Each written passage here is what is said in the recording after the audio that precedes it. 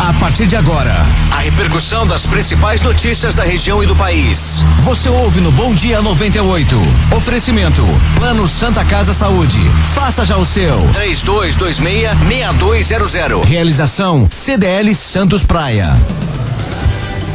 6h48, muito bom dia, bem-vindos a 98 FM para mais uma edição do nosso programa Bom Dia 98, realização da CDL Santos Praia, Câmara dos Dirigentes Lojistas Santos Praia. É uma satisfação muito grande veicular as principais notícias da região e do país com um comentário qualificado dos nossos analistas, integrando este programa, que é um projeto comunicativo que vai ao ar de segunda a sexta-feira, das 15:07 às 8h15 da manhã, no oferecimento do Plano Santa Casa Saúde. Aqui Zé Torquato, uma satisfação muito grande estar de volta. E ao meu lado o comentarista, que é empresário e advogado, João Vilela. Bom dia, João. Bom dia a todos, bom dia Zé, tudo bem? Tudo bem, graças a Deus. E daqui a pouquinho conosco também o engenheiro Antônio Carlos Silva Gonçalves, o Fifi, presidente da CET Santos. O Tiago já está a postos, Tiago Ferraz. Bom dia, Tiago. Olá, Zé, bom dia aos nossos convidados, aos nossos ouvintes. E vamos aos principais destaques desta quarta-feira, dia 27 de julho de 2016. Funcionários da Codesave encerram greve. Em Santos, delegação italiana se preocupa com problemas na Vila Olímpica. Governador quer pente fino em transportadora de valores e VLT não tem protocolo para casos de emergência. E depois de um longo período sem coleta de lixo e vários problemas para a cidade, resolvida pelo menos aparentemente a questão da Codesave, Tiago. A greve dos funcionários da Companhia de Desenvolvimento de São Vicente, no litoral de São Paulo, a Condesave, terminou ontem, dia 26 de julho. Após 27 dias de paralisação, os trabalhadores finalmente aceitaram a proposta da empresa. A proposta prévia ao pagamento dos salários de junho na própria terça-feira, quando foi celebrado o acordo. Os salários de julho serão pagos em 20 de agosto. Os demais benefícios deverão ser quitados até o dia 15 de cada mês. A Codesave prometeu ainda o convênio médico e também o pagamento dos dias parados. A empresa garantiu ainda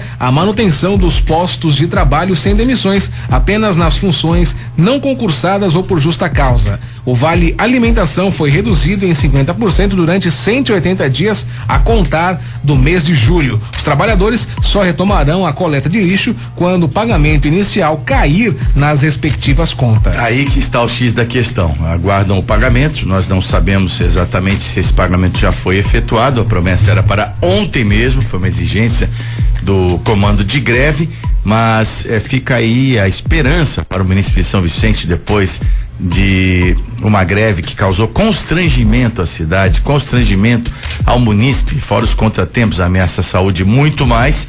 Agora me parece que caminhamos para uma solução definitiva. Falta pouco, João. Pois é, espero que sim, realmente, mas é uma vergonha o poder público, ainda mais o poder público, não pagar salário. Salário é uma coisa sagrada. As pessoas contam com aquilo para suas despesas, para um aluguel, para luz, para água, para o telefone, para a escola dos filhos, muitas vezes, para o material, para comida. Então é algo assim inadmissível, ainda mais o poder público, que tem que dar exemplo e que tem um caixa que é respaldado por impostos, ou seja, todo mundo paga e é obrigado a pagar. Então, quer dizer, você conta já com aquele dinheiro, tem um dinheiro ali realmente reservado para isso. Não pagar salário é, no meu ponto de vista, um crime muito sério. Porque você mexe com a vida daqueles trabalhadores e, por consequência, a única esperança que o trabalhador tem é realmente paralisar o serviço, a população ficar revoltada com lixo à sua porta, e isso aumenta em muito a questão da saúde pública, da infraestrutura mínima. Pra você ter lixo na porta é uma coisa vergonhosa. Você vê a questão da tocha, por exemplo, foi passar no teleférico, desceu de Asa Delta para não ver o lixo que tava. E há 2-3 semanas atrás, você tava andando na praia do Itararé e tinha um rapaz, em vez de estar andando com o cachorro, que já não é uma coisa muito certa andar na praia, tava andando com um porco. Ele tava andando com um porco na praia, ele tava com uma coleirinha com o porco andando. Ambiente propício, né? E aí as pessoas falaram assim, poxa, você tá andando com um porco na praia, né? Cachorro já é uma coisa absurda você andar na praia por causa das fezes, os problemas todos. Com o porco fica muito mais estranho. Ele falou, não tá combinando com a cidade. É um triste sinal. É muito triste, muito triste. Agora, a esperança é que realmente a prefeitura cumpra dessa vez, pelo menos, a palavra de pagar o salário que alimenta horas. Deixar de alimentar uma pessoa é muito grave. Bom dia, Fifi. Começamos com a repercussão da decisão tomada ontem, fim da greve da Codesave, e o município aguarda ansiosamente a normalização do serviço de coleta de lixo. Bom dia, Zé, João, Tiago, todos. É uma coisa que a gente espera que aconteça definitivamente, apesar que a maioria dos municípios brasileiros a maioria passa por uma grande dificuldade financeira. Ainda ontem o noticiário trazia que mais de 60% dos municípios brasileiros até o final do ano não devem conseguir cumprir com seus compromissos de salário. E isso se dá por uma má gestão, uma máquina inchada, o setor público ainda com aquele formato de ser o empregador, e ele não é o empregador, ele não pode ser o empregador, ele tem que ser o fomentador de empregos, mas não ele está empregando, até porque o dinheiro é público, o dinheiro não é pago, o imposto não é pago para o administrador empregar pessoas, o imposto é pago para o administrador devolver serviços.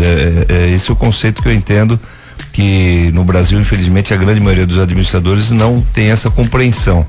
E você começa a ter esse tipo de problemas. Eu acho que até o final desse ano, muitos municípios ainda vão passar por um transtorno muito grande em termos de salários, e a gente vai ver esse quadro se repetindo em muitas cidades. Agora, você tocou num ponto que me chama a atenção, Fifi e João. É a questão hoje, parece que se perdeu o medo da lei de responsabilidade fiscal. Então você não cumpre, né, as prerrogativas básicas do direcionamento de dinheiro carimbado para as determinadas áreas, e existe realmente um estrangulamento na questão do limite prudencial dos funcionários. Está impactando demais, de fato, como o Fifi bem colocou, as prefeituras, João. A gente sabe que tem um limite legal e tem um limite razoável da administração, porque tem os aumentos de salário, pode ter uma série de questões, você pode ter que aumentar mesmo que você tenha um limite. Então tem o limite prudencial, na minha opinião, deveria ser no máximo de 30%. Legalmente está em torno de 52 a 54, depende de uma série de fatores por causa dessa prudência para você ter. Agora, na minha opinião, no máximo, estourando, tinha que ser no máximo 30%. Esse limite 52 é o que a lei coloca como máximo, olha, não pode passar disso. Agora, não tem como o administrador público ele gastar na sua folha de pagamento 30% da sua arrecadação, 50 e poucos por cento da sua arrecadação. No máximo tem que ser 30%, o certo seria 20%. Porque não tem como. O Fifi colocou perfeitamente aqui, a função do administrador público não é criar pessoas, ter funcionários para tudo. Isso vai na contramão. E nós temos uma legislação brasileira que não permite se mandar embora o funcionário público. Tem um inchaço muito grande de cargos de confiança. São Vicente tem 500 cargos de confiança. Ora, será que dá para você conhecer 500 pessoas e confiar em 500 pessoas? É a primeira pergunta que eu faço. Não dá, é um inchaço muito grande. Então, isso legalmente, não é que o prefeito está errado colocar 500 pessoas, está na lei que permite colocar. E qual a fiscalização dos vereadores no orçamento? Quem tem que fiscalizar o orçamento municipal são os vereadores. Cadê o Ministério Público também para verificar a lei se está sendo certo? Porque não pagar salário é extremamente errado. Qualquer um sabe disso. Não precisa ser muito esperto, conhecer alguma coisa de lei. Então, quer dizer, alguma coisa está muito errada em São Vicente. E só mais um detalhe interessante: São Vicente é a 14ª cidade que maior orçamento per capita do estado de São Paulo. Não é baixo o orçamento, não. É alto. É que é muito mal administrado, sem dúvida nenhuma. Não tem como falar diferente. Eu acho que não tem muito a acrescentar, viu, Zé, nesse assunto. Esse assunto, ele é um assunto que se repete. Infelizmente, o município de São Vicente, nos últimos anos, passa por isso constantemente. Paga uma folha salarial, atrasa 2, aí paga uma, atrasa 3. O funcionário fica nessa situação bastante ruim, até porque as dívidas dos funcionários, elas são corrigidas, e o salário pago em atraso não é. O salário pago em atraso, ele é pago fixo, não tem como corrigir, de fora o mês do dissídio. Então o que a gente percebe é que a categoria de profissionais lá em São Vicente vem sofrendo com isso há muito tempo. Ao mesmo tempo, falta um planejamento, falta uma iniciativa de forma a ver o que é essencial para a população. Você pega, por exemplo, o município de São Paulo. O prefeito Haddad agora, ele diz em privatizar o Pacaembu. Mas que uma prefeitura tem que ter um estádio de futebol? Qual é o objetivo? O que ele devolve para a população num estádio de futebol? E aí, esse é um exemplo único, mas existem N anexos. A AMB, por exemplo, a AMB é da prefeitura, qual o sentido qual disso? O objetivo do AMB? Então, são exemplos que você pega, cada cidade tem uma pérola dessa. Claro que numa maior ou numa menor proporção, a gente está falando da maior cidade do Brasil, mas enquanto os administradores, os gestores não perceberem que eles têm que administrar a cidade para a população e não para fazer política, não estou falando que o Haddad tem a culpa no Pacaembu, porque é uma herança antiga. Sim. Mas por aí você vê há quanto tempo isso está ocorrendo. E uma outra coisa que tem que ser mexida rapidamente, porque não dá mais para o Brasil continuar dessa maneira, é uma aposentadoria especial para funcionário público e uma aposentadoria diferenciada para iniciativa privada. Não dá. O dinheiro vem do mesmo buraco, vem do Todos mesmo não saco. são iguais perante a lei, pela Constituição. Que iguais é esse tão diferente? E aí né? você começa a dar o funcionário público, ele tem a condição da estabilidade do emprego, em troca de não ter o fundo de garantia, mas ter uma aposentadoria plena. E que conta é essa? Que raciocínio é esse? Acho que está na hora do Brasil pensar grande, pensar em devolver em serviços o que se arrecada anualmente. E modificar de uma vez por todas essa questão, como o Fifi falou inicialmente, do Estado provedor, não é? O Estado provedor, o Estado inchado. O Estado grande, né? Assim, ele é o responsável para o bem-estar social, mas não dessa forma. Aí você pega na nossa região, há poucos anos, não tem muitos anos não, o grande empregador na nossa região era o Estado. Você tinha aqui uma Petrobras, você tinha uma Cosipa, você tinha uma Ultrafértil, você tinha todas as prefeituras. A Cosipa e a Ultrafértil foram privatizadas, a Petrobras continua estatal. Então o grande foco dos empregos aqui era o de apadrinhamentos. Infelizmente na nossa região era dessa maneira. E a gente está passando por uma transformação, só que algumas prefeituras não perceberam que mudou o foco, porque o dinheiro está curto, não é porque está curto por causa da crise, ele está curto por causa do impacto, por causa do comprometimento orçamentário. Cada vez mais a União passa responsabilidades para os municípios, cada vez menos os municípios têm demandas sociais. Você pega o município de São Vicente, uma demanda social tremenda, seja no setor da saúde, no setor da educação ou no setor da assistência social, e cada vez menos dinheiro para aplicar nesses setores, e a gente fica sem dinheiro algum. Isso tudo eu estou falando de serviços essenciais. Imagina o que sobra para investimento. Não sobra nada. Não tem dinheiro nenhum para investimento. 7-1, para terminar, para colocar mais ingrediente nessa fórmula, tá o Pacto Federativo também, que penaliza os municípios, mas não invalida a questão da falta de gestão, a cultura da administração pública, que chegou a esse ponto sem nó. Aí quando se chega o período de crise, que era da arrecadação, não tem jeito. Não dá para você escapar dessa dificuldade que vai atingir cerca de 60 municípios do país, que vão ter dificuldade para honrar seus compromissos até o final. Me permite, Zé, a primeira coisa que o presidente Lula, quando entrou no seu primeiro mandato, ele falou que a primeira coisa que ele ia fazer era o Pacto Federativo. Até hoje a gente não viu fumaça disso. Ele fez vários pactos, mas o federativo, não. Sem dúvida não. 7-2, vamos à situação das balsas e estradas. Balsas e estradas. Travessia Santos Guarujá, 7 balsas estão em operação. O tempo de espera é de 15 minutos, ambos os sentidos. Travessia Guarujá Bertioga, uma balsa em operação e o tempo de espera também é de 30 minutos. Travessia São Sebastião Ilhabela, 3 balsas em operação e o tempo de espera é de 30 minutos. No sistema Anchieta Imigrantes, sistema operado é o 5x5. Lentidão na Anchieta do quilômetro 12 ao 10, na chegada a São Paulo, ZR. Aí 7-2 é o Bom Dia 98 no ar, realização da CDL Santos Praia. Gente, não é que nós estamos de ótimo humor todos, né? Mas as notícias às vezes não ajudam. É o caso da Vila Olímpica no Rio de Janeiro. Por favor, Thiago. Muitas reclamações, a Austrália se recusou muito embora a Austrália já esteja alojada na Vila Olímpica. Vamos lá. Os problemas registrados na Vila Olímpica no Rio de Janeiro, com os prédios ainda inacabados e sem condições de receber os atletas, tem causado preocupação à delegação da Itália, que está fazendo trabalhos na Universidade Santa Cecília aqui em Santos, antes do início do evento mundial. Pela falta de estrutura, os italianos, mesmo pagando encanadores e também eletricistas, devem atrasar a chegada na capital fluminense. O grupo pretendia sair em Santos nos dias 2 e 3 de agosto, mas agora estão repensando o cronograma. Dirigentes da delegação, César Butini, disse que os atletas estão acompanhando ao noticiário, mas procuram focar apenas na preparação. Problemas hidráulicos, problemas nas ligações elétricas, vários problemas detectados na Vila Olímpica, mas já era esperado, infelizmente, né? Pois é, não deveria ser esperado, mas era, né? O Brasil é um país previsível, infelizmente. Você vê, esses prédios foram construídos pela Odebrecht, que é uma empresa que detém uma tecnologia, um conhecimento que não era para acontecer dessa forma.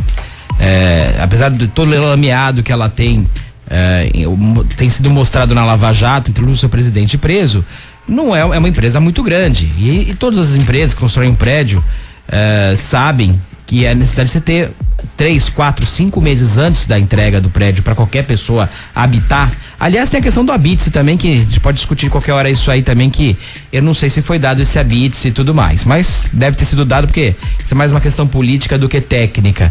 Agora, o grande problema é esse, você não viu antes, você não coloca antes, e o gasto que está sendo feito agora é altíssimo. Só um empreiteiro falou que cobrou R$400 mil nas últimas 24 horas. Para resolver problemas, era vaso sanitário fora de lugar, era torneiras entupidas, era tudo vazando, com problemas elétricos gravíssimos. Chegou a pegar fogo um dos apartamentos, quer dizer, foi logo estancado o fogo, mas poxa, não dá para você imaginar receber alguém na sua casa sem ter tido uma vistoria. E outra, colocaram como prefeita a Janete, que pode ser até bacana como termos olímpicos e tudo mais. Eu comentei isso aqui. Mas, poxa, como administradora, não. Cada pessoa tem sua capacidade, tem seu conhecimento para cada área. Talvez seja o grande problema do Brasil seja esse, a gente mistura as capacidades, a capacidade de cada pessoa em áreas diferentes e acaba errando muito por uma questão mais ficar politicamente correto, ou bonito, ou famoso. É o grande problema que eu vejo. Olha, essa questão das Olimpíadas, o que a gente percebe, primeiro, o prefeito do Rio de Janeiro, calado, é um poeta, né? Brincadeira. Ele anda falando de bobagem ultimamente, é um absurdo. Ainda ontem à noite ele esteve no programa do Jô Soares, e eu fiz questão de ver, até porque, para ver em que momento que ele ia virar. Ele cada vez que quer brincar, ele se desgasta. No momento ele é torcedor do Vasco, ele quis brincar com o Vasco, com o Flamengo, ele ficou pedindo desculpa para torcer do Flamengo direto. Enfim, é um cara que pode, não sei se administrativamente foi competente, mas como representante de uma cidade, e nesse caso uma cidade olímpica, ele perdeu a oportunidade de ficar calado.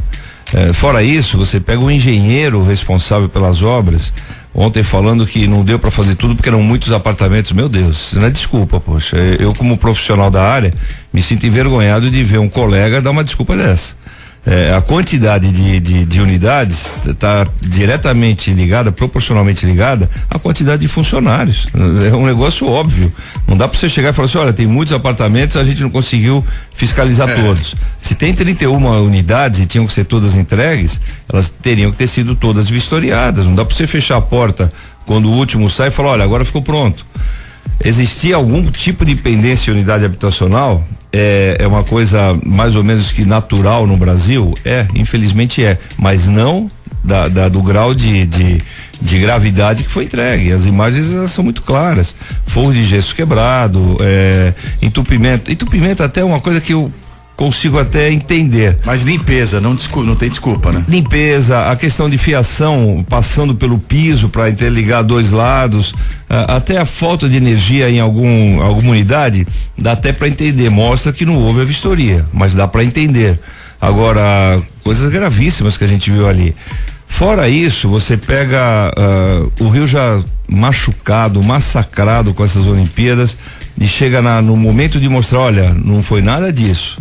O Rio está entregando as unidades de alojamentos, que depois vão ser unidades habitacionais em condições, unidades adequadas. Era a hora de ter virado esse jogo. Deveria ter tido um pouquinho mais de cuidado. Porque tem coisas que o Rio não vai conseguir entregar para esses jogos. Por exemplo, a despoluição da Baía de Guanabara é uma coisa irreversível nesse momento. E pior, eles temem que a época das regatas chova. Se chover, aí não consegue controlar mais nada. Então, essa coisa que se sabia que não ia conseguir controlar a tempo, deveria ter sido suprida pelas que poderiam, que eram previsíveis, como a entrega dos alojamentos. Então, é lamentável a gente ver isso, denegrindo novamente o Rio de Janeiro e o Brasil, uma falta e aí o Brasil tenta começar a comparar o que ocorreu em outras Olimpíadas. Mas essa não foi a pior, teve uma de 1900. Grécia. Para, gente, não é por aí, é reconhecer o erro e rapidamente resolver, não dá para ficar dessa forma. Você pega uma delegação que está em Santos e ela prefere ficar em Santos do que ir para uma Vila Olímpica. Acho que o grande objetivo de um atleta, quando participa de uns jogos dessa magnitude, é estar no meio dos jogos. Eles não querem nem aparecer lá, porque eles estão preocupados com o que eles podem ter em termos de falta de conforto e falta de condições adequadas para treinamento. É triste a gente ver que começou mal a nossa caminhada na história das Olimpíadas do mundo inteiro. 7:09, pois não, João. Não, é bem rapidamente. Também eu vejo que o COI é responsável por isso, que deveria ter uma equipe também para estar vistoriando também isso tudo. O próprio Comitê Olímpico Internacional tem uma responsabilidade e tá deixando também pra última hora, quer dizer, agora tá todo mundo preocupado, tá achando que tá mais ou menos, o que você colocou, Fifi, comparar com os piores. Que bacana isso. Não, mas teve um pior que eu, que bom, nossa, que sensacional. O que eu acho da Janete, né, na indicação dela como prefeita da cidade olímpica, é que eles esqueceram que eles não foram competentes para deixar em ordem. Porque qual seria a função da Janete? Mais relações públicas. Recepcionar os jogadores, conversar com os jogadores, ver quais os problemas que existem no dia a dia. Por exemplo, um exemplo muito rápido que eu vou dar, em 2002 eu estava na Coreia quando houve a Copa do Mundo. E um dia eu me deparo com o chefe da delegação brasileira, e eu estava com um intérprete lá, numa missão oficial do município de Santos. Eu me encontro lá com o chefe da delegação brasileira indo buscar pasta de dente, indo buscar sabonete para comprar num shopping para os atletas que estavam no Brasil. Coisa que qualquer cidadão faz, mas a gente imagina que esses atletas não o façam, né? E o nosso intérprete é que fez a compra para eles.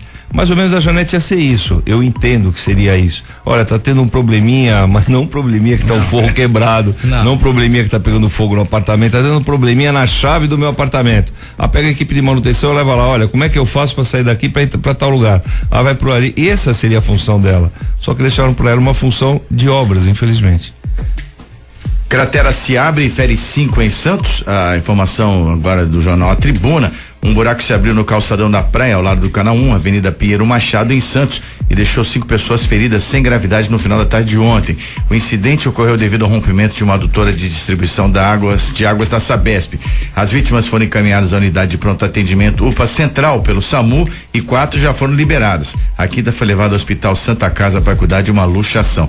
Sabesp informa que encaminhou uma equipe técnica ao local para prestar assistência às vítimas e tomar as devidas providências para o reparo emergencial do trecho danificado. A empresa garantia que os trabalhos seguiriam a noite adentro. Por fim, a companhia acabou lamentando o ocorrido. Uma cratera se abriu no calçadão, ali próximo ao Canal 1, e 5 pessoas se feriram. Eu recebi essa informação ontem à noite, por volta de 19 horas, isso se deu acho que em torno de 18 horas por aí. E parece que houve realmente, parece não, a informação que nós temos ela bate com a do jornal. Houve um rompimento da galeria de águas da Sabesp. Com isso existe uma fuga de material, porque embaixo da calçada, para as pessoas entenderem o que ocorre com o nosso leito carroçável, com as nossas calçadas, embaixo das calçadas em Santos, geralmente nós temos areia. E quando você tem uma tubulação que ela rompe com água, com a pressão da água e com o volume da água, isso dá uma fuga de material, significa que tira a areia de baixo. E não existe uma laje, existe uma areia e um contrapeso. Não tendo sustentação, existe a tendência de rompimento. E aí eu acho que passa para a Sabesp a responsabilidade de consertar o quanto antes e ver se essa galeria ela está adequada. Não é normal também uma galeria de água ter rompimento. para ela romper, ou o material é antigo, ou a solda em algum local ela é inadequada. Hoje em dia a gente ainda tem galerias em Santos de águas que elas são de ferro fundido, mas a grande maioria já são de PVC, que não permite esse tipo de rompimento, esse tipo de problema. Eu tenho notado que tem acontecido muitas vezes. Na Costa, então, com a Glicério, por causa das obras do VLT, aconteceu várias vezes. Mas é uma falta de prevenção, eu tenho visto algumas obras da Sabesp que normalmente são empresas terceirizadas, não sei se é por causa do custo, não sei se é por causa da mão de obra, não sei o que acontece. Ali na Tolentino com a Bahia, que é um caminho que eu faço todos os dias e várias vezes ao dia, eu fico acompanhando ali uma obra bem na esquina, que já foi consertada, no mínimo umas 4 vezes nos últimos 4 meses. É um tal de abrir, desmanchar, arrumar, daqui a pouco começa a vazar de novo um filetinho de água, daqui a pouco tem que abrir o asfalto novo, asfalta tudo de novo, faz tudo de novo. É o mesmo lugar. Eu falo, não, ou tem algum problema muito sério, ou com quem está executando esse serviço, ou com esse lugar, porque é a 4ª vez em 4 meses, o mesmo lugar, no mesmo ponto, esquina da Bahia, Rua Bahia com Tolentino Filgueiras. Pode olhar ali quem quiser, já viu, 4 vezes foi colocado aquilo. Quer dizer, tem algumas obras da Sabesp que eu não sei, eu tô vendo de uma forma muito irresponsável e a mão de obra muito ruim, talvez, ou o material muito ruim, alguma coisa está acontecendo, porque é muito vazamento de água em vários lugares. Esse da Tolentino eu não tenho conhecimento. A nossa, outro dia ainda estava conversando com um colega de profissão e a gente estava falando justamente isso. A nossa cidade, ela tem uma rede de infraestrutura quase que plena, 100% de captação de água, esgoto, águas pluviais e a iluminação pública aproximadamente 100%, só que ao mesmo tempo envelhecida, né? E isso precisaria ter um planejamento por parte das empresas que prestam esse serviço, de forma que a gente tivesse uma manutenção mais adequada. Por exemplo, é inadmissível nos dias de hoje você ainda ter água em tubulação de ferro fundido. Não dá para você viver com essa realidade, até porque a própria qualidade da água não é adequada quando ela chega na residência. Ao mesmo tempo, a Sabesp ela não tem um planejamento, eu percebo que ela não tem, a época da Secretaria de Obras eu sofria muito com isso, ela não tem o planejamento da manutenção. E o planejamento da Sabesp nem sempre bate com o planejamento da prefeitura, que é um erro. A Sabesp ela se predispõe a prestar serviço para o município e é remunerada por isso.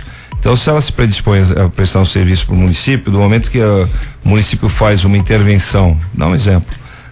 Washington Luiz teve a pavimentação toda refeita, retirado todos os paralelepípedos e colocado um novo pavimento asfáltico. Era o momento da Sabesp, caso necessário, não sei se a rede já estava recuperada à época do serviço, de trocar toda a tubulação de esgoto. Porque a tubulação de esgoto ela passa pelo leito carroçável, a de água passa pelas calçadas. A prefeitura vai fazer uma intervenção agora no Gonzaga, na Floriano Peixoto. Tá anunciando essa intervenção, uma remodelação na Floriano Peixoto. É o momento da Sabesp trocar no trecho que a prefeitura fizer a intervenção toda a rede de água, porque depois vai quebrar para refazer. Então esse planejamento por conta da Sabesp infelizmente não é o adequado, e não acompanha a prefeitura de Santos. E para encerrar a conclusão do serviço, você pegar as calçadas que a Sabesp quebra, a recuperação dessas calçadas nunca são feitas de acordo com o que eles pegaram antes de iniciar o serviço. Então essa recuperação tem que ser adequada também, não dá para fazer remendo, tem que fazer uma nova calçada se for o caso, mas tem que entregar da mesma maneira ou melhor do que pegaram antes de iniciar o serviço. 7h16, você também pode participar conosco do Bom Dia 98. Participe do Bom Dia 98. WhatsApp 997829970. Pelo telefone 3284-1100 ou pela página no Facebook, facebook.com/Bom Dia 98. E junto com a gente a Blanche, moda em branco, para você que trabalha com roupas brancas, nas profissões de biomédicas, principalmente gosta de roupas brancas, o lugar para você ir direto é a Blanche, no Supercentro Boqueirão, uma loja muito bem montada, com muita variedade, muita qualidade para você, vários modelos de calça, de vários tamanhos, sapatos que se adequam às normas técnicas, os jalecos com os melhores tecidos, tem que levar em consideração a qualidade das roupas que você vai atender as pessoas, tem normas técnicas, como eu já disse, mas você vai ter opções muito interessantes para se vestir bem, se sentir bem, atender bem na Blanche Moda em Branco. Eu mesmo estou usando uma camisa que eu comprei lá na Blanche. Realmente lá você tem variedade, qualidade e preço. Eu recomendo para você Blanche Moda em Branco, lojas 93 e 94 do Supercentro Boqueirão, Oswaldo Cruz 319 em Santos. E vamos em frente com o Bom Dia 98. É hora de comentarmos as principais notícias e um panorama nacional a partir de agora no seu rádio. Giro Nacional. PF indicia Paulo Bernardo, ex-ministro de Dilma e Lula. Agora sim, indiciado o ex-ministro Paulo Bernardo por questão da Operação Custo Brasil, que trata de propinas nos empréstimos consignados, uma empresa envolvida, a Consiste, e valores recebidos pelo ministro em torno de 7 milhões de reais, um esquema que movimentou mais de 100 milhões. Pois é, e essa operação é uma variação da Pichuleco 2, né? O que é interessante é um desdobramento da Pichuleco 2. É tanta operação da Lava Jato. Mas o que me assusta justamente é isso, né? É tanta gente envolvida, é tanto desvio, é milhões pra cá, bilhões pra lá. Até na realidade os promotores, já tem um promotor falando da Lava Jato, falando que eles deixaram de ver uma série de coisas, porque quando é menos de não sei quantos milhões, eles já nem olham mais, porque é tanta coisa, é tanto dinheiro que estão querendo pegar o maior. É algo que assusta isso, porque é muito desvio. Esse Paulo Bernardo conseguiu ser liberado de uma forma esplêndida pelo STF, pro ministro do STF, de uma forma muito estranha, inclusive. Ele conseguiu ser solto de uma forma extremamente, olha, juridicamente, poucas vezes eu vi uma sentença daquela. É até para se estudar juridicamente. Mas são vergonhas que nós temos no Brasil. Infelizmente, é aí que está o dinheiro, né? A má administração, além de fazer o serviço errado normalmente, as coisas governamentais têm esse desvio e é brutal, é absurdo. E o nosso imposto vai por aí. É aí que está o nosso dinheiro. É nessas coisas que sai o nosso dinheiro. Infelizmente, eu não consigo ver em curto prazo, talvez em longo prazo minha filha talvez consiga ver uma melhoria no Brasil. Mas eu não sei se eu vou conseguir ver uma melhoria maior no Brasil. João e Fifi, no jargão policial, você encontra a expressão em latim modus operandi. E temos aqui o modus operandi caracterizado, né? Pequenos valores desviados de cada servidor numa estratégia que é parecida com a lavagem de dinheiro dos grandes cartéis de droga, com o crime organizado que pulveriza esse dinheiro com pequenos depósitos. Quando você traça esse paralelo, não é? Do modo de agir para desviar dinheiro de uma forma imperceptível, você desviando do funcionário público, realmente agrava bastante essa situação de crime. O que a gente percebe é que, por exemplo, um presidente da República, ele tem inúmeros colaboradores trabalhando com ele. Se você pega alguns desses colaboradores que tenham tido uma atitude inadequada individualmente, você não consegue imputar ao presidente a responsabilidade daqueles atos. Você pode até imputar pela indicação não atenta de pessoas que não estão em locais adequados. Ao mesmo tempo, nesses casos que estão ocorrendo do governo anterior, a gente percebe que em todos eles a cúpula do partido que eles representavam ou representam estava envolvida. Então você começa a ver que era realmente uma máquina armada para engrandecer o partido financeiramente, dar robustez para esse partido financeiramente, e alguns pegavam individualmente, porque do momento que eles pegavam para o partido, eles pegavam para eles também. É o caso do acusado nesse caso.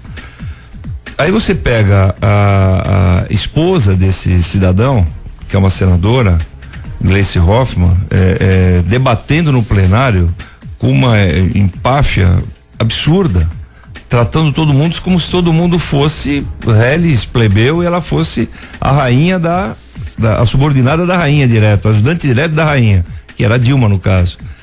E a máscara cai. Eu quero ver como é que esse pessoal vai se comportar agora, nos próximos dias, porque isso vai se dar ainda no mês de agosto, não se sabe precisamente quando, na votação do impeachment da ex-presidente. Ontem eu estava ouvindo na Rádio Bandeirantes, parece que 70%, se não estou enganado, dos 81 senadores, 70% já são favoráveis ao impeachment. Só que essa sangria que o Brasil ainda continua tendo, parece bobagem, mas no mês de agosto resolve. Não é assim, já deveria ter resolvido. Não dá para continuar da forma que está. Se coloca no lugar de um investidor internacional que quer investir no Brasil e não sabe quem é o cara que você vai estar conversando em setembro. Pode ser uma mulher, pode ser um homem. E pode ter uma conduta diferente uma da outra. Então, essa morosidade, esse calendário político do Brasil, ele não acompanha o calendário financeiro, o calendário econômico, o calendário social que o Brasil precisa, com maior agilidade, com maior rapidez. Essa coisa do Paulo Bernardo já não me surpreende, Zé. Sinceramente não me surpreende. Como não me surpreende se em algum momento o Lula for preso. Só que são coisas, no meu ponto de vista necessárias, só que ficam em segundo plano. O que a gente precisa ver nesse momento é punir quem efetivamente fez o errado e caminhar para frente de forma que a gente tenha expectativa. O que o João me falou, o depoimento que o João fez, tem um filho pequeno, é difícil hoje um pai que tem um filho pequeno programar o futuro dele e do filho dele, porque você, por exemplo, o João é um empresário, investe, acredita numa cidade, acredita no segmento que ele representa, investe dinheiro, graças a Deus está indo bem. Antigamente era o suficiente. A partir daí, ia da tua competência como gestor familiar de aplicar esses recursos de forma que você tivesse conforto, que você tivesse tranquilidade para educar seu filho. Hoje já não é mais. Porque tem uma série de problemas externos às nossas residências que a gente não consegue resolver. Adianta você hoje ter uma condição financeira tranquila no Brasil se você não tem segurança, se você não tem expectativa. Vou dar um exemplo claro. Há menos de 30 anos, uma iluminada que sumiu do Brasil, do cenário brasileiro, que era a Zélia Cardoso, veio, tirou o dinheiro de todos os empresários, deixou R$50 e falou: olha, agora se vira que é isso que você tem. É esse país que a gente vive já há muito tempo e sobra sempre para a população, não dá mais para ser assim. A gente precisa ter um mínimo de tranquilidade para a gente passar tranquilidade para os nossos familiares, automaticamente para os nossos vizinhos, para os nossos amigos, para a população em geral e ter uma condição de vida mais adequada. Enquanto a gente continuar com noticiários dessa magnitude, que são os principais noticiários, você vê que até agora nós só falamos de tragédia, são os principais noticiários do dia a dia, a gente não fala de planejamento, a gente não fala de avanço.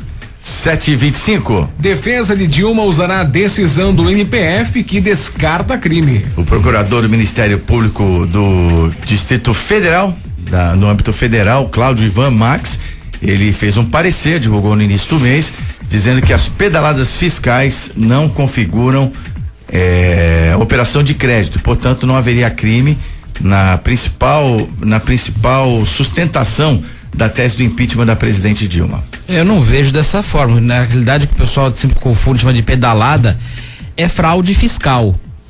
Fraude fiscal é crime. Há um crime sem dúvida nenhuma e foi comprovado de várias formas. A pessoa, um dos princípios constitucionais é um crime constitucional. A gente tem que entender que é um pouco diferente. Não está no Código Penal. Você não vai encontrar esse crime no Código Penal. Mas os crimes não estão só no Código Penal. É uma questão constitucional. A Constituição coloca como um dos princípios a transparência, a publicidade e todos os princípios, além da moralidade, legalidade, impessoalidade, são princípios constitucionais que foram todos rasgados. E a fraude fiscal está prevista em leis também especial.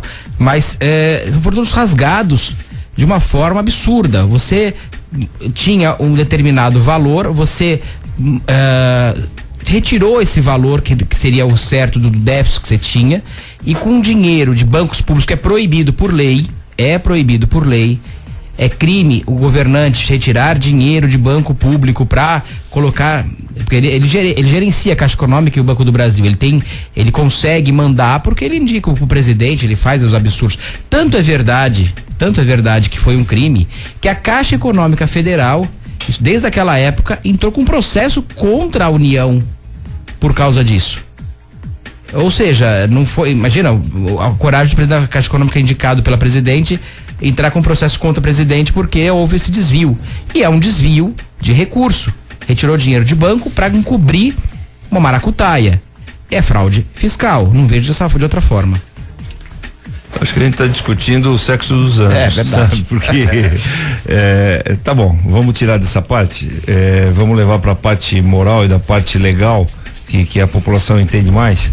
Esse governo que está saindo, se Deus quiser vai estar saindo agora no mês de agosto, ele não cometeu nenhum ilícito, não teve nenhum desvio de dinheiro, não teve nenhuma fraude, não é a primeira vez que tem.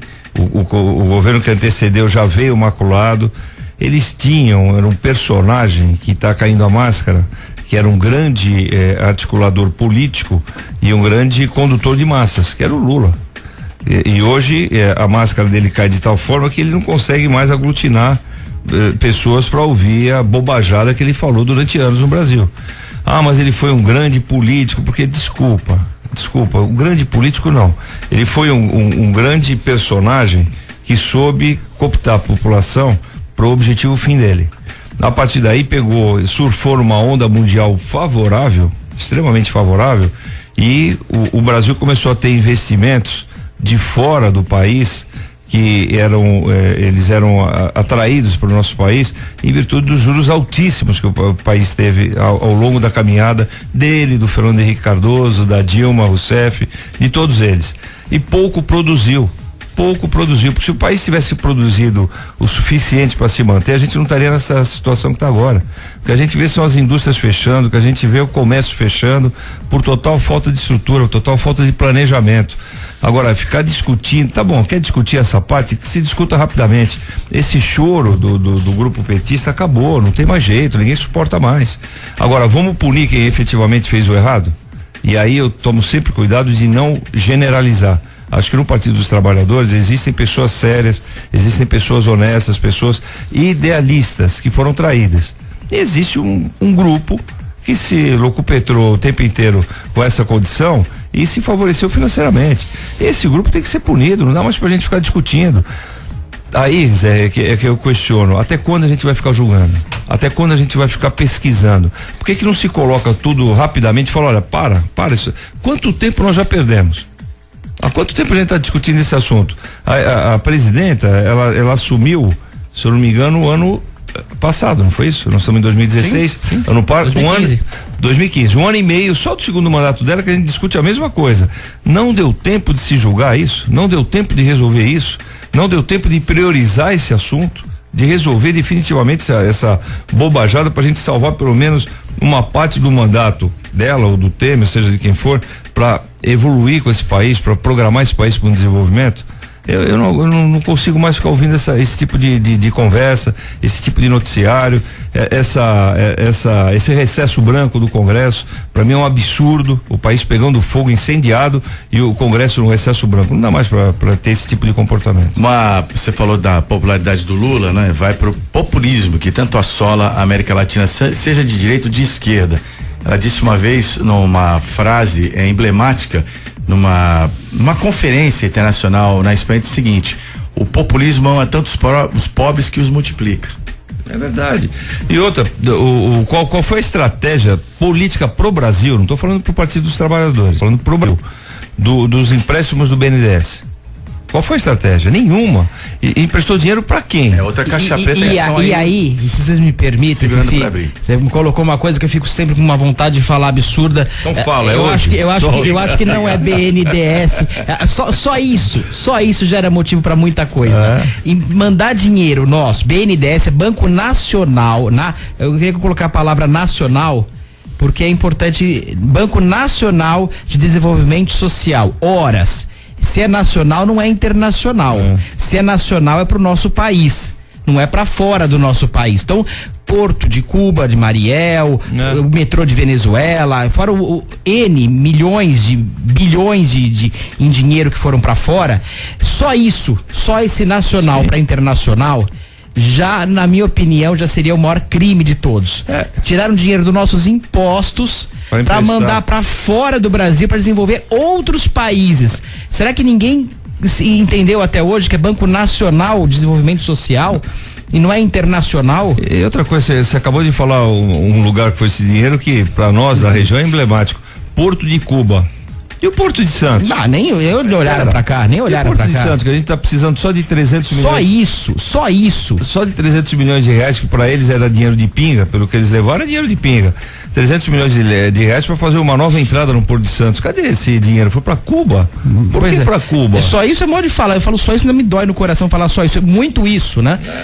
Já seria motivo. 7h32. Publicada a lei que muda regras do setor aéreo e reestrutura Infraero com vetos. O governo trabalhou para que se abolisse o limite de investimento de capital estrangeiro nas aéreas brasileiras, mas vamos ficar com os 49% em relação aos 20 anteriores. Na minha opinião, é outra bobagem.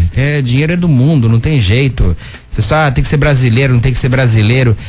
O que a gente tem que dar é condições às empresas trabalharem e ponto final, regulamentar para condição de estrutura, de condições, de segurança. O resto, o governo não tem que se meter nisso, não importa se o banco é nacional, se o banco é estrangeiro, se a empresa aérea é nacional, se a empresa é estrangeira, é bobagem isso, na minha opinião é uma bobagem tremenda. Importa se uma Volkswagen é alemã, uma Ford americana, uma Chevrolet, não importa nada. Mas o que eu pergunto, e o impacto de mercado? Seria não melhor importa, se liberando o investimento? Eu acho que o impacto de mercado está na carga tributária. Se a gente tem um mercado aberto, é só você deixar a carga tributária adequada ao mercado internacional. Resolve tudo. É que você não precisa ter essa questão de ter um segmento que tem que ser totalmente nacional. Ele é estratégico? Do meu ponto de vista, não. Ele é um segmento de transporte aéreo. É estratégico? Eu acho que não. Então, se você consegue ter uma carga tributária adequada, você deixa o empresário brasileiro competir em condições de igualdade com o mundo inteiro, por que não você não abrir o capital o capital estrangeiro para aplicar no Brasil? Você pode até avançar, você pode ter um mercado competitivo mais adequado, que você consiga ter uma qualidade diferenciada pelo serviço prestado pelas empresas nacionais. Agora, o que não dá é para você ficar impondo rotas deficitárias, carga tributária sobrecarregada e querer que esse mercado sobreviva. Não vai sobreviver nunca. Suplicy declara em redes sociais que não queria tumultuar reintegração. Bom, o Suplicy ele não queria, mas acabou tumultuando. O cara que se deita no meio da rua não quer tumultuar, de terno ainda por cima. Foi sem querer querendo, né? Não, o Suplicy ele tem um problema seríssimo, que acho que a época que ele praticava boxe, o Lé com Cré dele não pega mais, tá com problema ali. Porque, o cara sai de casa de terno, numa reintegração de posse da prefeitura que ele trabalha. Ele trabalha na Prefeitura de São Paulo, ele é secretário da Prefeitura de São Paulo. Se deita no meio da rua e não quer tumultuar. Meu Deus do céu, o Suplicy, ele precisava de uma analista. Podia ser com a própria Marta, que é uma psicóloga. Foi esse problema. A Marta podia fazer umas sessões de psicologia para entender melhor o Suplicy. Eu acho que não foi o boxe, hein, Fifi? Eu acho que foi o casamento realmente que deve ter dado algum pane no negócio. É o que você colocou, uma reintegração de posse da prefeitura, um alto cargo de confiança da prefeitura vai tumultuar a reintegração da própria prefeitura. Peraí, alguma coisa está errada nesse país. É interessante que ele, PT, acho que ainda é PT, ele vai, o governo municipal PT, a força policial estadual, PSDB, ele vai brigar com o PSDB numa reintegração de posse do PT. Deita no meio da rua e diz que não quer tumultuar. Ele tá completamente xarope o Suplicy, meu Deus do céu. 7h36, encerrado o Giro Nacional, vamos para um intervalo. Bom Dia 98 volta já. Você está ouvindo Bom Dia 98. Oferecimento Plano Santa Casa Saúde. Faça já o seu. 3226-6200. Realização CDL Santos Praia. Você está ouvindo Bom Dia 98. Oferecimento Plano Santa Casa Saúde. Faça já o seu. 3226-6200. Realização CDL Santos Praia. Bom Dia 98, até às 8h15 da manhã, ao vivo. E quero dar um recado para você que a partir de segunda-feira, dia 1º, estaremos de casa nova. Vamos mudar de emissora aqui no grupo Musicom Brasil. O nosso programa será transmitido a partir das 6:45 na 102 Rádio City FM. Contamos com a sua audiência, o mesmo projeto bem sucedido. Recebemos o convite, fomos para a Rádio City e aqui na segunda-feira estreia o Morning Show com Luiz Torquato. Portanto, o nosso jornal estará a partir de segunda-feira na 102 Rádio City, empresa também do grupo Musicom Brasil. E vamos em frente agora falar da churrascaria Tetúlia. A churrascaria Tetúlia dispensa maiores apresentações. Se você está por acaso passando férias por aqui, Se não conhece ainda, vá conhecer a Churrascaria Tertúlia, rodízio de carnes nobres com muita qualidade, um padrão de qualidade já na escolha de todos os produtos que você saboreia por lá, começando pela escolha diária das carnes que você saboreia, sempre muito frescas e com muita qualidade. Lá na Churrascaria Tertúlia tem drinks, cervejas, sobremesas especiais e uma localização privilegiada da Churrascaria Tertúlia, ali na ponta da praia, na Bartolomeu de Guzmão 187. O telefone é o 3261-1641.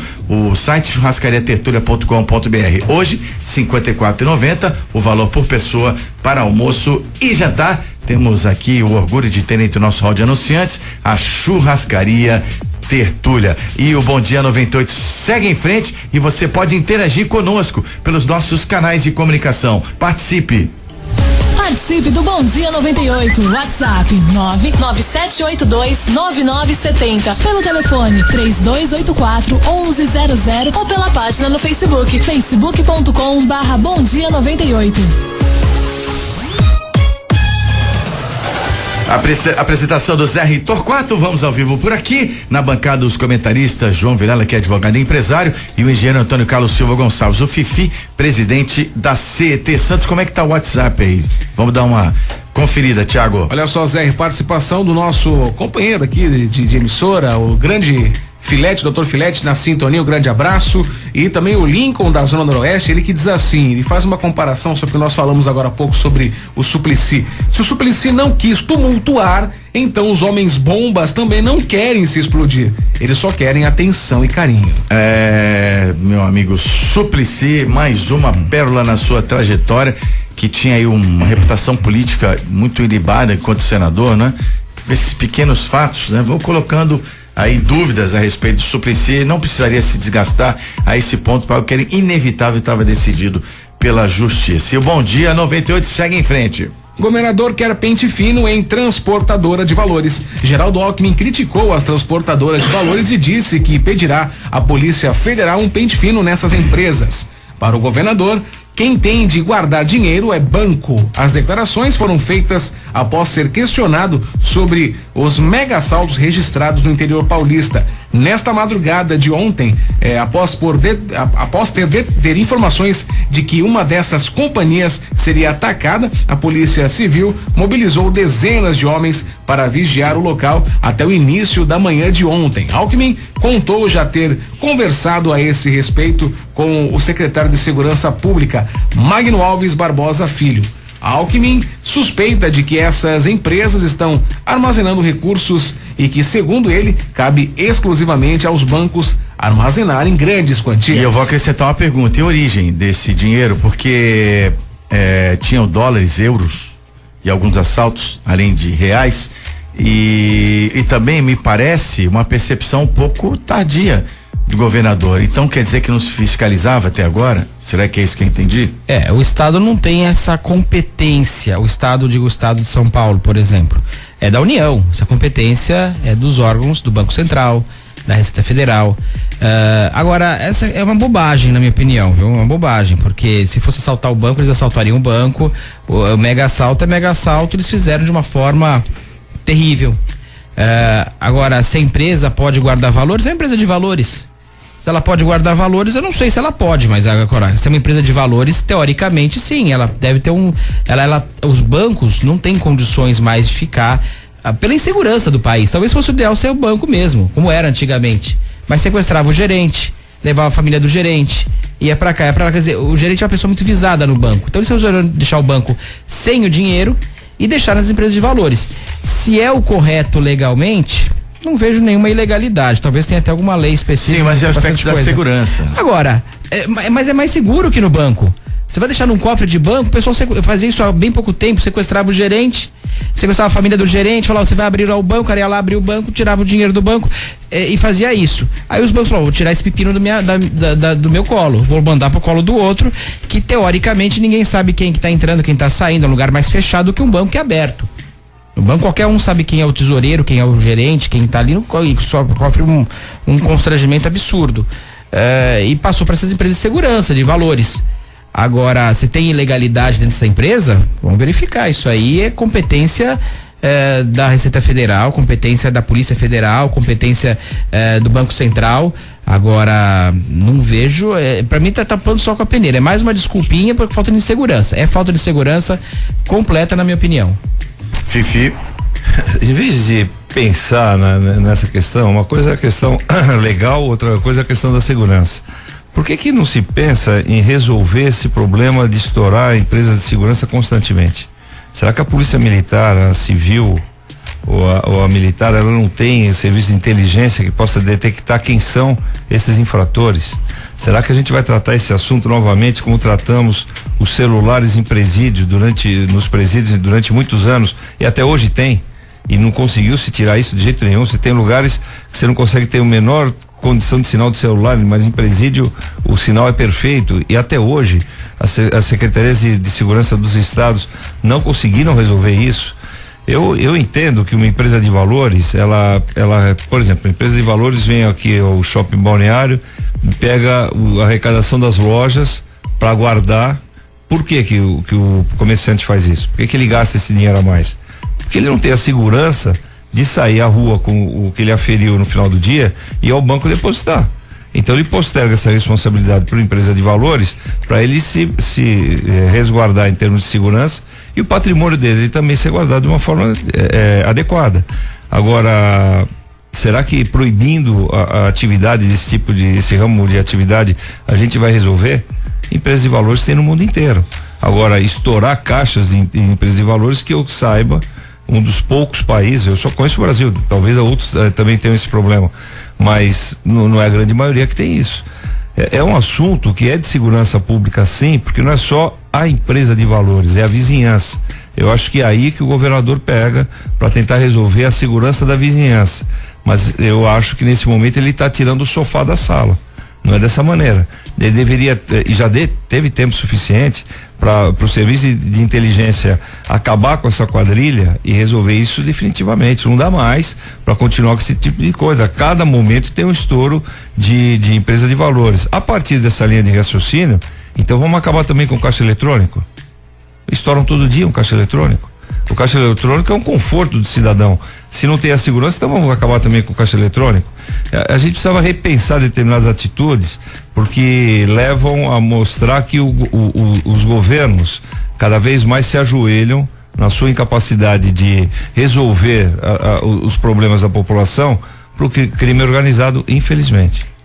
A questão da inteligência policial atuar preventivamente é fundamental, mas temos aí também várias dificuldades em termos de estrutura das polícias, não é? Principalmente a polícia civil, e é um problema que chama atenção até pelos altos valores que estão em zonas residenciais. O Fifi tocou bem nessa questão, não é?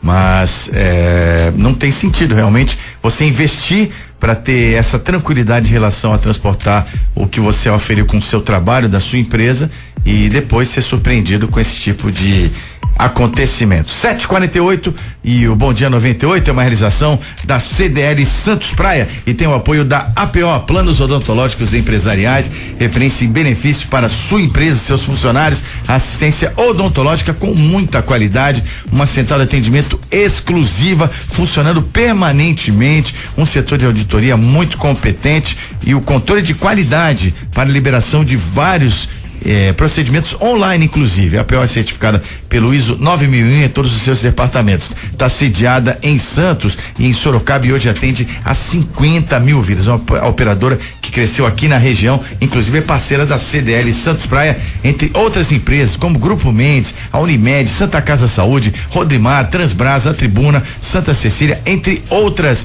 Eu sugiro que você conheça e adquira o plano odontológico, que pode ser inclusive familiar, da APO, Planos Odontológicos Empresariais. Ligue 21044000 ou acesse apoodonto.com.br. 7h49. VLT não tem protocolo para casos de emergência. O VLT opera entre Santos e São Vicente sem um protocolo para situações de emergência como acidentes. Trata-se de um conjunto de procedimentos que normaliza as ações que devem ser tomadas pelas autoridades municipais e estaduais em caso de emergenciais. Após mais de um ano de funcionamento do VLT, a empresa MTU, órgão estadual responsável pelo sistema, diz que o documento está em análise. O objetivo do protocolo é dar socorro rápido a possíveis vítimas e também normalizar o tráfego do VLT com agilidade após um evento adverso. Em casos mais graves, como colisão, descarrilhamento, incêndio, entre outros, bombeiros, policiais, agentes de saúde e de trânsito atuariam de forma integrada. A questão foi levantada após um homem ser atropelado por um vagão próximo ao Cana 1. Embora não seja obrigatório por lei, o protocolo facilita o trabalho de resgate e diminui os riscos para as equipes e pessoas que necessitarem do protocolo. Por ser um meio de transporte novo no Brasil, o protocolo é ainda mais importante, afirma um especialista em transportes. Bom, só queria pontuar algo em relação a essa matéria. Da maneira como foi o acidente com essa pessoa que estava deitada, provavelmente não estava em seu estado normal, fica difícil você julgar a segurança do sistema por esse caso isolado. Porém, as pessoas não estão sabendo conviver com o VLT, porque é até normal, Fifi. E como é que você analisa essa falta ainda desse protocolo de emergência para situações aí, para sinistros que possam vir a ocorrer na operação do VLT? Na verdade, não é que não tenha um protocolo. Os procedimentos todos sabem o que tem que fazer. Se pegar fogo no VLT, quem vai apagar? É o SAMU? Não, é o Corpo de Bombeiros. Se tiver um acidente mais grave, quem vai fazer o resgate? É o bombeiro? Não, é o SAMU. Se tiver que interditar o trânsito, quem vai interditar? É a Polícia Militar e a CT. Todos sabem as suas responsabilidades. Existe sim um documento que já foi passado para a CT. E eu estou falando uma coisa que não é responsabilidade da CT. Sim. É responsabilidade da MTU. Já foi passado o documento que consolida ali a responsabilidade, no caso da CT na operação do VLT e dos demais das demais instituições envolvidas nesse assunto. Ele não está oficializado. O que significa isso? Não tem um documento assinado dizendo das responsabilidades. Só que a competência das empresas, elas são muito claras. Por exemplo, por que existe uma CT em Santos? Ela existe para fazer o quê? Planejar e disciplinar o trânsito no município, fiscalizar. A competência, a responsabilidade da CT é clara no seu estatuto, como é do SAMU, como é do Corpo de Bombeiros, como é da Polícia Militar. Essa responsabilidade, ela existe. Da forma que é colocado essa notícia, parece que ninguém sabe o que vai acontecer. Se tiver um acidente no VLT, o cara da CT vai tentar apagar o incêndio do vagão, o bombeiro vai tentar parar o trânsito, o SAMU então vai tomar uma caipirinha no bar. Não é isso. Esse documento é necessário? Burocraticamente sim, mas para a operação não. Para a operação as responsabilidades estão bastante claras. O caso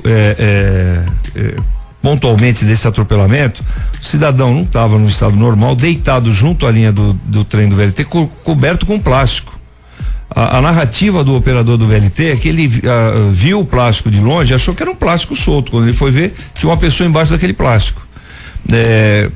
O formato da disciplina da utilização de um VLT numa cidade, num ambiente urbano, como é o nosso caso, aí vai muito do comportamento da população.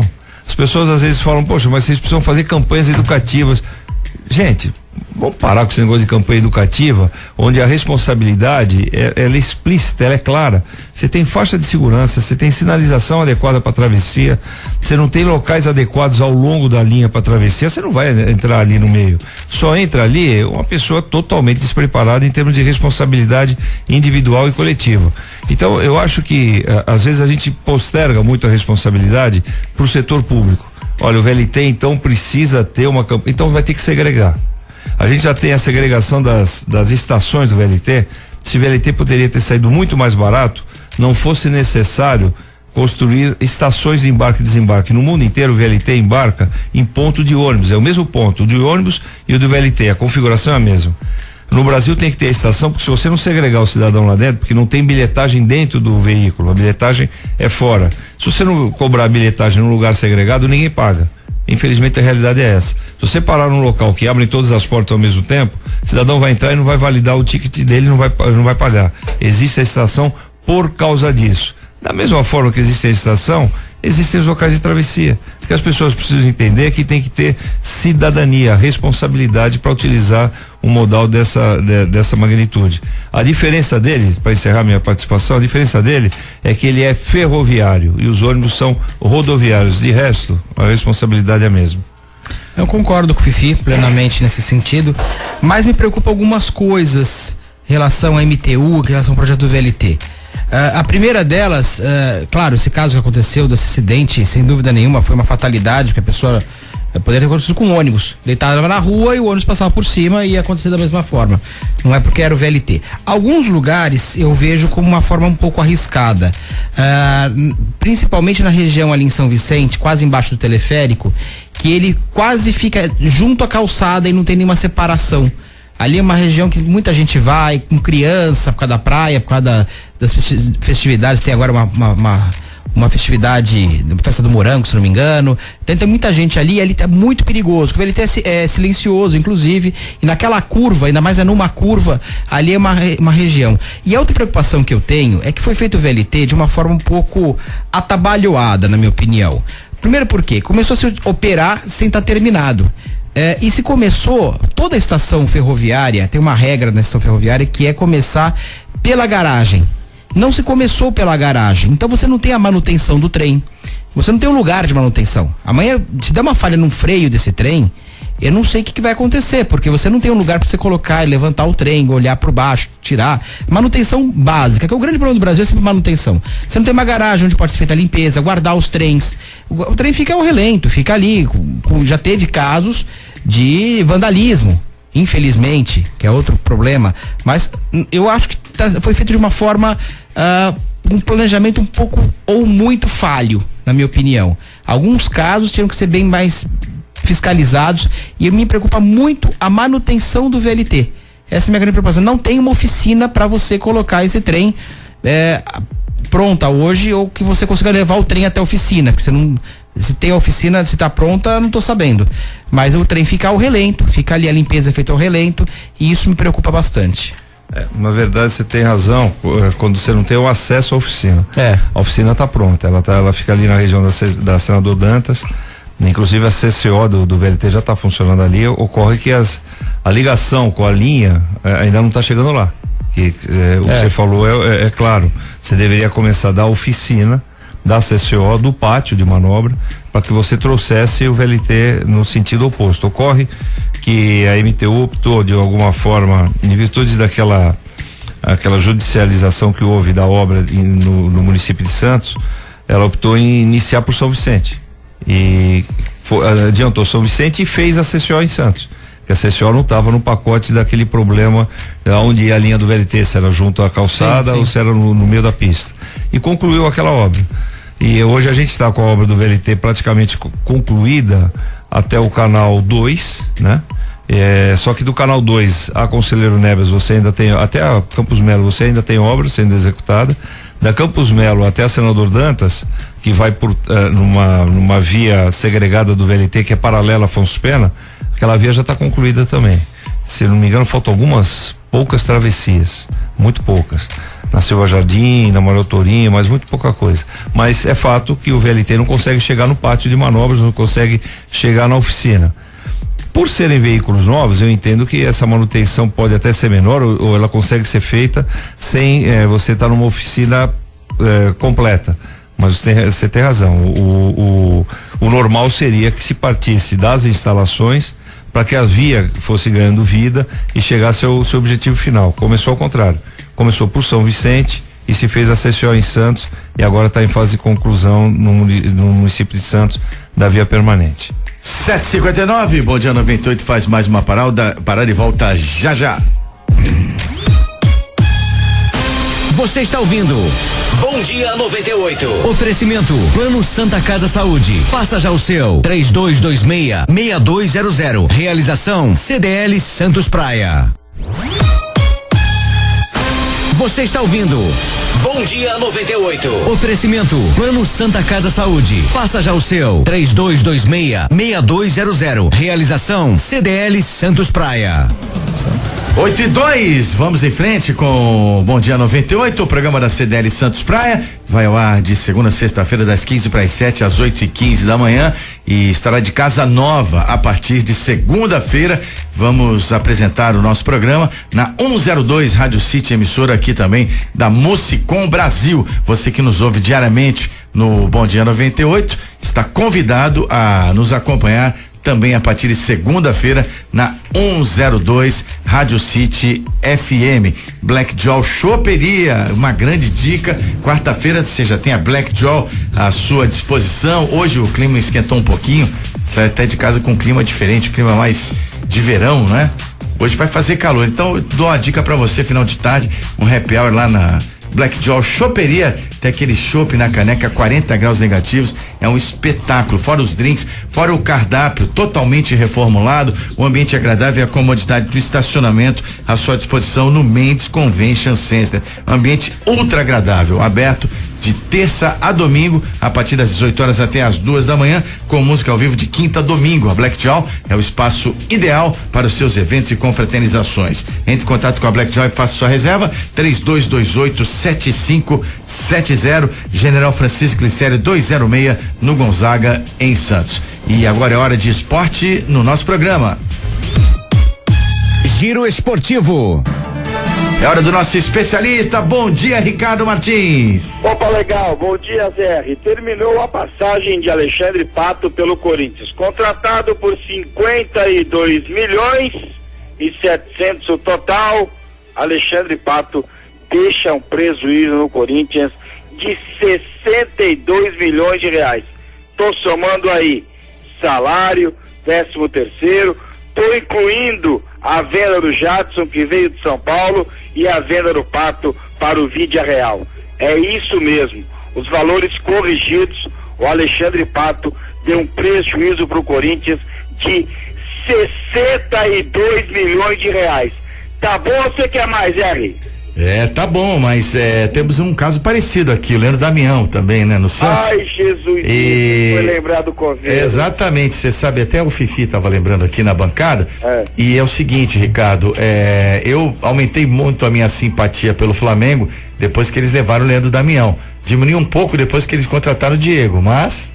Não, mas o Diego queria jogar lá, né? O Leandro Damião, o Santos não via a hora de se desfazer dele, mas o Santos vai pagar um prejuízo, não sei se vai ser o tamanho, né, do Alexandre Pato, porque o salário do Damião é menor do que era do Alexandre Pato, mas certamente quando o Santos se desfizer do jogador vai colocar no seu balanço um prejuízo. Falando em Santos, o time joga hoje pela Copa do Brasil, jogo de volta 9h45 da noite na Vila Belmiro contra o Gama.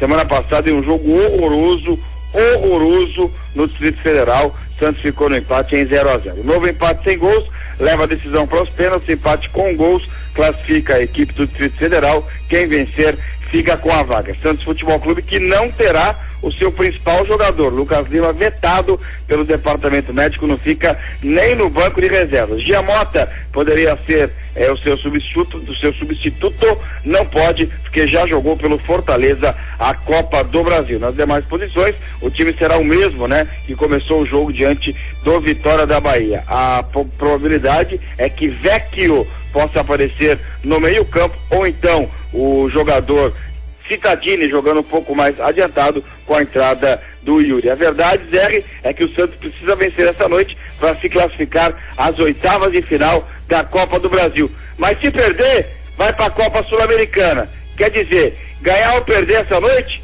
tanto faz, ô Zé? Mas tem que partir para a vitória, né, Ricardo? Muito embora a Sul-Americana seja um caminho interessante para Libertadores. Tem isso também, né? Tem isso também. Fora de campo, ainda não está resolvido, mas muito próxima mesmo a saída de Gabigol para o futebol da Juventus, né, da Itália. As coisas se encaminham realmente para a saída do camisa 10 da Vila Belmiro. Hoje vai ser mais um dia de muita especulação. Seleção brasileira está se preparando para os Jogos Olímpicos no Rio de Janeiro, em Teresópolis. Tem um problema, hein? O goleiro Fernando Praz não treinou ontem, deve voltar a treinar hoje, voltou a sentir uma contusão no cotovelo direito que o deixou afastado por um bom tempo. Gabriel Jesus tem agora uma proposta espetacular do Barcelona da Espanha, e Neymar é o garoto propaganda do time catalão. A verdade, Zé, é a seguinte: quando os jogadores voltarem aí da seleção brasileira olímpica, muitos deles não vão jogar no time que estavam, viu, Zé? É isso aí, e você vai comentar as Olimpíadas, correto? Exatamente, eu embarco no próxima segunda-feira, né, pro Rio de Janeiro, estarei trabalhando pela Rede Record de televisão, todos os jogos do Brasil, no masculino e no feminino, a gente vai estar comentando na Rede Record, mas eu continuo aqui, hein, com o Zé, na 98, e a partir de segunda-feira, em 102,1, com o nosso jornal. Você não pode perder, estaremos nas Olimpíadas trazendo tudo aquilo que vai acontecer, não só no futebol, mas também nos outros esportes. E para encerrar, Zé, Anderson Varejão, um dos melhores jogadores de basquete do Brasil, deve ser cortado da seleção brasileira, está nos Estados Unidos com um problema nas costas. O Golden State Warriors, time do brasileiro, achou melhor ele não participar das Olimpíadas. Isso deve acontecer, o corte deve acontecer no dia de hoje. Eu volto amanhã. Ricardo, você vai ficar na Vila Olímpica? Eu vou, na Vila Olímpica eu não posso ficar não, amigo. Senão eu vou ter que levar pé de pato, vou ter que levar um encanador junto comigo. Que vergonha, hein, Zé? Vou falar uma coisa pra você. Há quanto tempo que o Brasil sabe que vai fazer as Olimpíadas? Há muito tempo já. 7 anos, acho. 7 anos, né? 7 anos. 7 anos. E aí os caras chegam lá, é o seguinte, eu não ia contar, mas já que você pediu, eu tô levando aqui, Zé, eu vou ficar lá na frente da Vila Olímpica, vendendo os kits. O que você acha?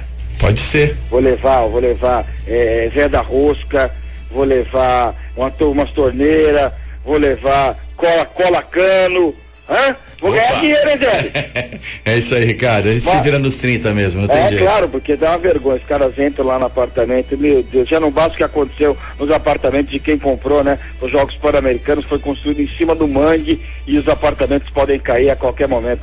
Vou falar pra você, se contar, ninguém acredita. Eu só acredito porque moro no Brasil e estou vendo. Eu volto amanhã para falar mais de esportes aqui na 98. Falei de futebol, falei de basquete, falei de Olimpíadas para Armazém 26, materiais elétricos, hidráulicos e limpeza, centro da cidade. Armazém 26, Praça da República, 36 no centro de Santos. Você vai encontrar lá tudo aquilo que você precisa para uma reforma rápida, para você agilizar o seu trabalho na cidade. Armazém 26, 3221-3396. Um grande abraço, até amanhã. Tchau, Zé.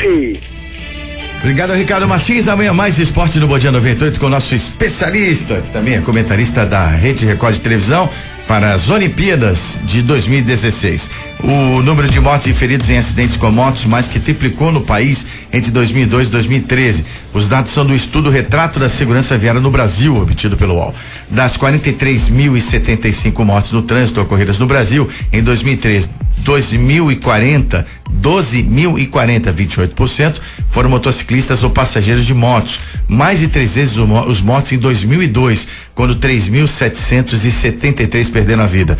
Já o número de feridos em acidentes com moto quadruplicou no período de 21.692 para 88.682 casos. Para feridos, considerou-se aqueles que necessitaram de mais de 24 horas de internação, o que deve ter ocasionado uma redução no número. Apenas aqueles 24 horas internados no hospital foram computados, Fifi, números que preocupam demais.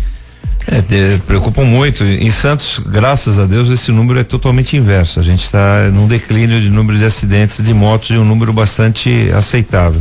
Em contrapartida, eu entendo que isso ocorre por causa das características até urbanísticas da cidade. Não é que o nosso motociclista ou o nosso motoqueiro seja mais educado. As ruas são estreitas, não permite desenvolver grandes velocidades, você não tem grandes condições da infração. Ao mesmo tempo, você percebe costumeiramente motociclistas que tem diferença, José, motociclista e motoqueiro. Eu, por exemplo, sou motociclista.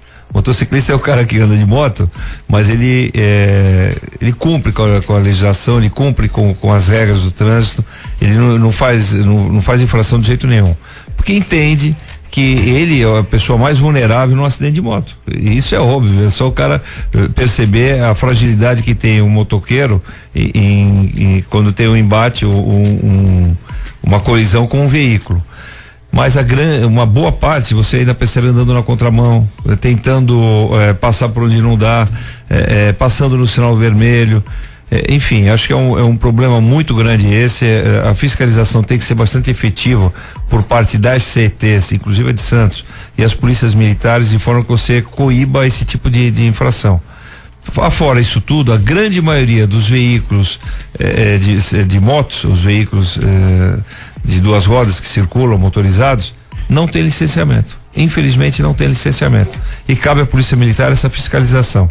Acho que se essa fiscalização for mais efetiva, você vai tirar uma quantidade tão grande de motos da cidade, não só de Santos, do país inteiro. É comum você ver no norte e nordeste o cara andando 4, 5 numa moto sem capacete, criança, bujão de gás. Isso lá é um absurdo. Aqui é a velocidade desenvolvida. Você vê em São Paulo, se você não andar na tua faixa de rolamento, não der espaço entre carros, a moto vem batendo no teu retrovisor e batendo na tua porta. Então é um comportamento totalmente inadequado, porque não precisa isso. A moto por si só, ela é muito mais ágil que um veículo de 4 rodas. Aproveitando essa questão da motocicleta e da moto, Fifi, eu tava conversando outro dia com o Durval Cap Filho, e ele falou, tem umas motos que passam ali no canal 3 em frente à minha residência, tal horário. Eu falei, puta, passa exatamente todos os dias, eles são pontuais, aliás, você pode aferir o relógio, às 11h05 em frente à minha casa, passa uma moto de grande porte, passam 3 ou 4 motoqueiros, com o escapamento abertíssimo. Desde quando minha filha nasceu, eu só posso colocar ela para dormir depois que eles passam, porque se eu colocar antes, ela vai acordar no horário que eles vão passar. E é um absurdo. São pessoas completamente responsáveis, com um altíssimo som. E eu tenho a rota que eles fazem, todos os santos dias.